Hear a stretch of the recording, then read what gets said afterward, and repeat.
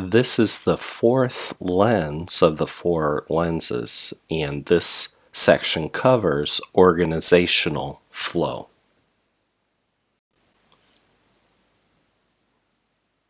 We're going to take a look at organizational flow. So your leadership takeaways are going to be a little bit about agile portfolio management. This is just an introduction.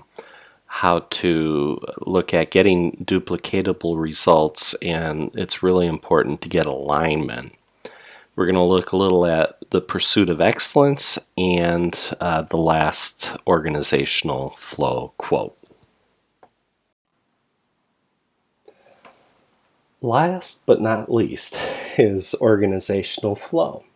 Every executive wants to have consistency.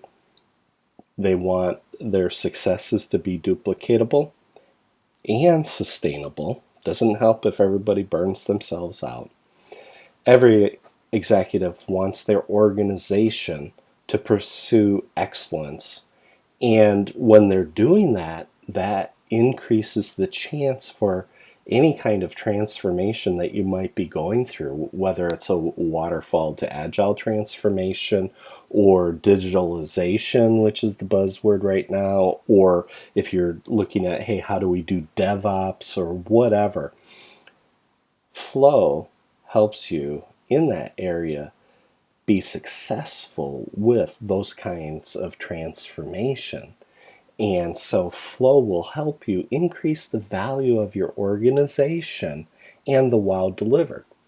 And when you do that, that goes directly to the value of your shares.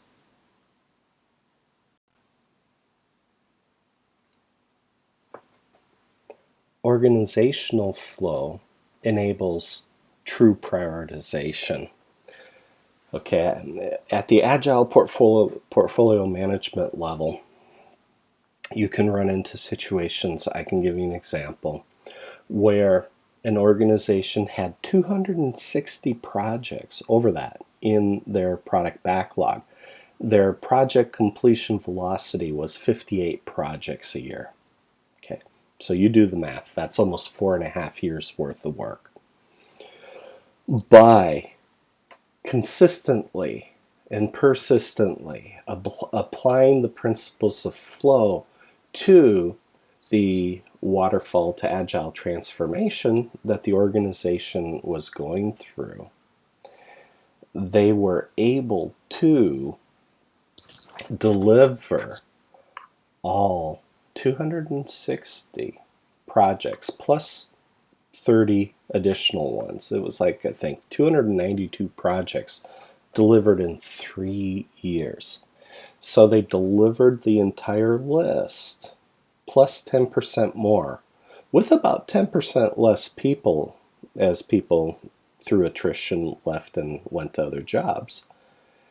They were able to deliver the entire backlog of projects almost 1.5 years earlier. Just in budget savings, that was up in the mid $20 million range. Okay? That helps them tremendously. And what's even more important is when the executives only had in the beginning a throughput of 60 projects, and they had 260 plus projects, they barely had a 1 in 4 chance of doing the right project because they weren't doing any prioritization. They were just, whoever yelled the loudest, that was the project of the week. So over time, by forcing and helping the executives prioritize and do their top 25 for the next 15 months, that was the first exercise we did with them. By doing that, we increased the odds of them doing the right projects significantly because they were no longer shooting in the dark. They were going through the discipline of prioritizing, okay, which one of these projects is actually most important.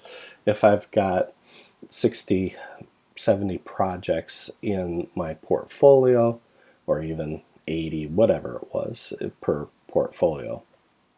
It's probably closer to 65 per portfolio. And they have to cut it down to 25. That meant that they had to look at 40 of the projects and put them on the back burner. And then lock the scope and say, okay, these are the 100 projects we're doing for the next 15 months. Go forth and conquer. And amazingly, just doing that helped the organization breathe a sigh of relief, because they said, finally, somebody, an adult has entered into the room and helped everyone say, okay, we're adults, we need to prioritize. You don't get everything that you want. We have limited resources. What are the highest value items and projects that we can deliver that is going to be best for the organization? And so we were able to deliver the most value and thus the right items first. We assisted the organization in doing the right thing, and we gave the highest return to all the stakeholders, especially not only by delivering the entire backlog, but doing it where we delivered it a year and a half early. That was a direct cost savings of over $20 million. Okay, that is measurable. That is real world results. And the great thing is you can go do the same thing. Tomorrow, starting tomorrow, you need to start measuring the results that each and every assignment, project, product that you're working with, you need to start measuring. What are the results that we're achieving? And when you change just that one little part of your mindset, that, oh, I'm going to measure my results, I want to measure my success, that is worth a ton. And every executive wants every one of their employees to do that. Okay? Not only are these duplicatable and remarkable results that you're delivering, but the alignment is remarkable. You align the other three boxes from the organizational box. You can align division, mission, purpose, strategies, values, attitudes, as well as the goals and objectives. And in the end, you're not going to satisfy and make everybody happy, but you're going to increase the pool of satisfied employees who, on the happiness indexes and the things that we have out there that we measure that with. And you're going to decrease the number of people who are extremely unhappy to the point where they're actively working against the goals of your organization. So every executive wants all four boxes that I've just described. This describes what's in it for an organization, for them to achieve organizational flow. We've talked about what's in it for the product teams, programs, process, and line managers, how to help them achieve flow. We've talked about the teams, what's in it for them to be able to achieve flow. And we've talked about how each individual can also enter into and sustain higher levels of flow.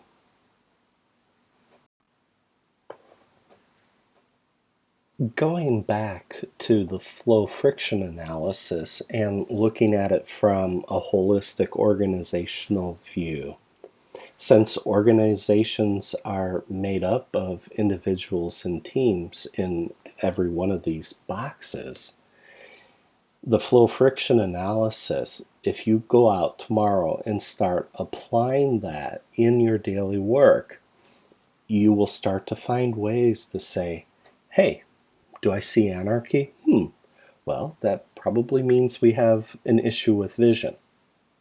Do I see anxiety in any of my team members or teams? Well, then we might need to be looking at, do we have the right people on that assignment?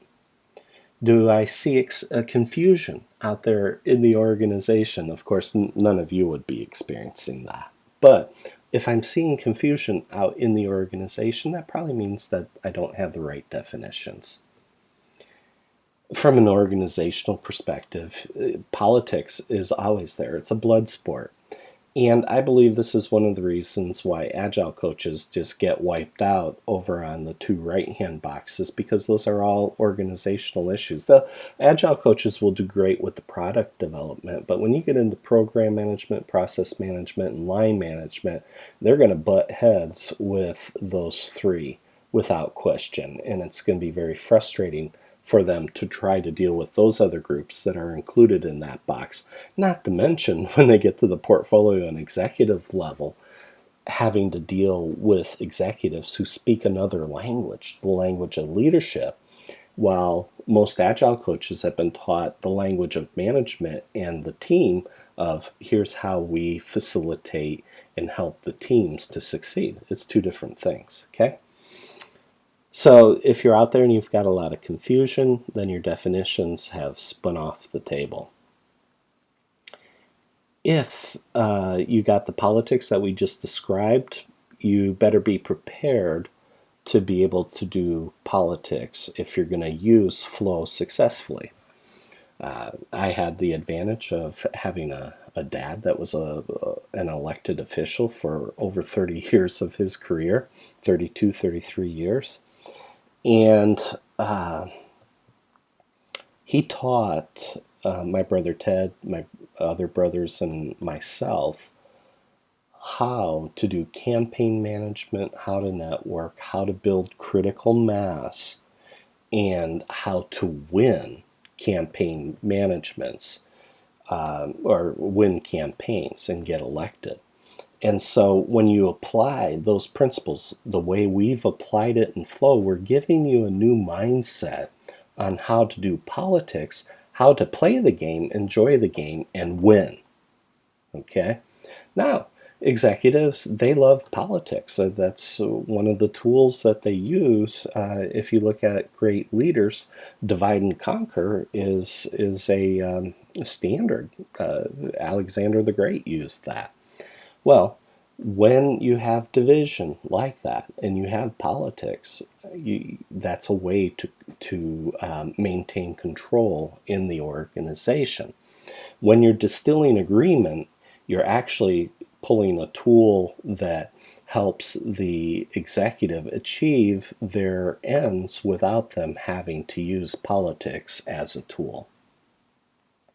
If you have chaos and your teams are struggling to deliver, then you're going to need to look at their ability to deliver. And then finally, if you're looking at the last one here with drive, drive is right up the alley again of executives, and you're trying to drive the project to completion, to success, and you do that through iterative retrospectives or checkpoints. All the methodologies employ the same idea. And so if you're struggling in that area and at the checkpoints you're realizing that you're not aligned to vision, mission, and to the goals, then that's a pretty good indication that you're having trouble with the drive part of the formula. And this formula works in all four boxes, and that's why it's such a powerful tool for the executive. It gives them a new tool and a new way to use all of these things, both to mitigate the negative results and to leverage the positive results that you will get from using the flow friction analysis.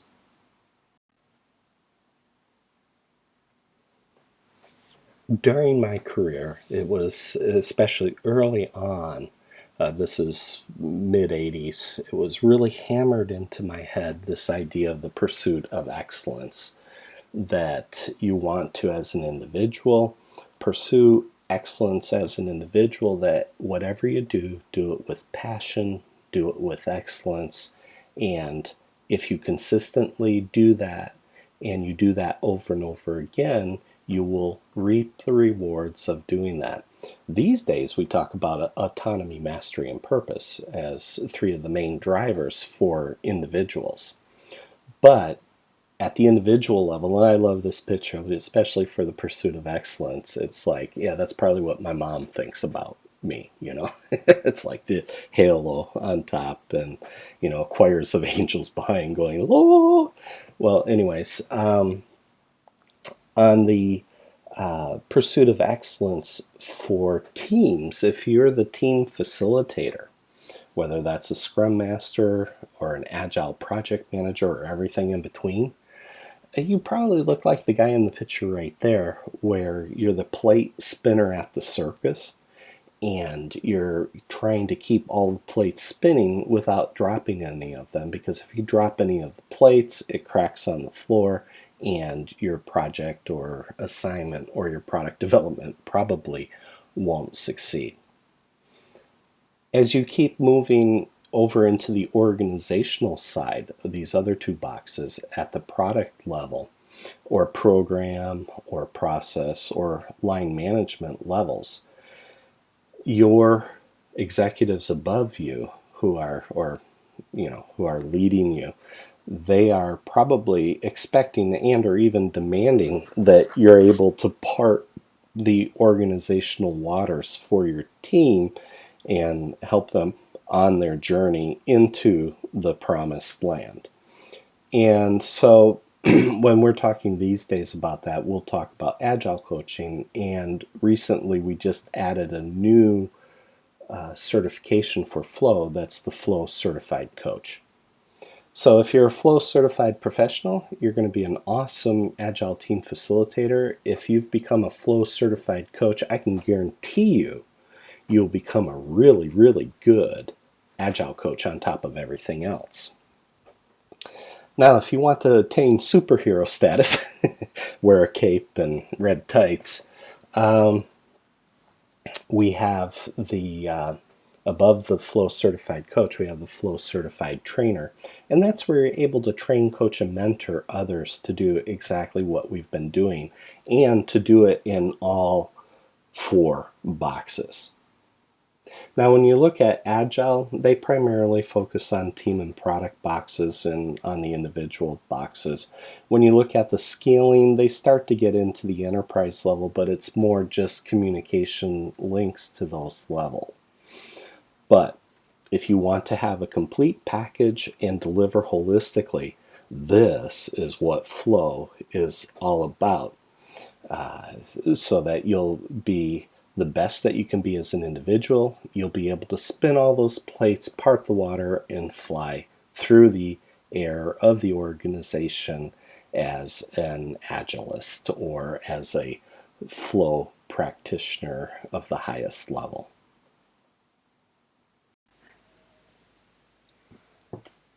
As with the other 3 lenses, I've included quotes for all 4 lenses. So what we're looking at here is that in addition to product development, team, and individual flow states, there are also group flow states that apply to enterprises. And Stephen Kotler put it this way: there is also a collective version of a flow state known as group flow. That is what happens when a bunch of people enter the zone together.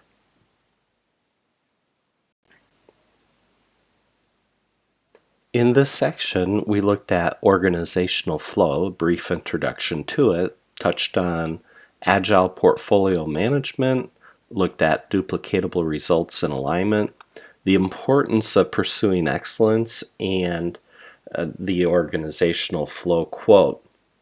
So how you would apply this is, for example, does your organization have a disconnect between the leadership and its teams? And if it's there, how will you, as the leader, repair that gap?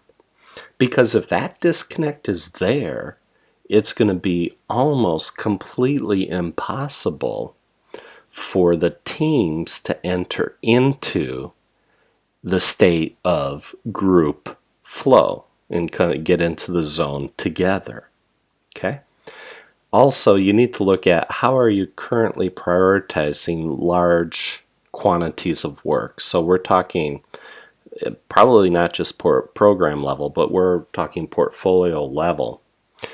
Is that prioritization done ad hoc or according to the value delivered to the organization.